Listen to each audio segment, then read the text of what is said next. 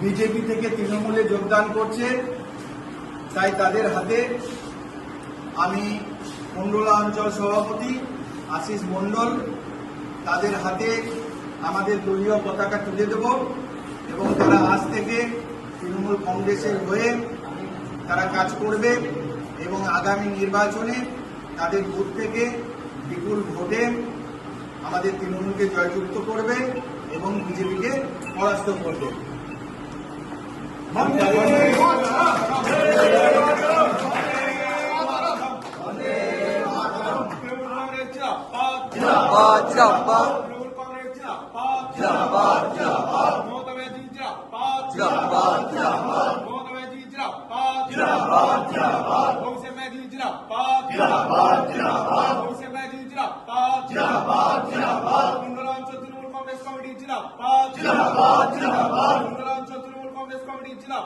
जिंदाबाद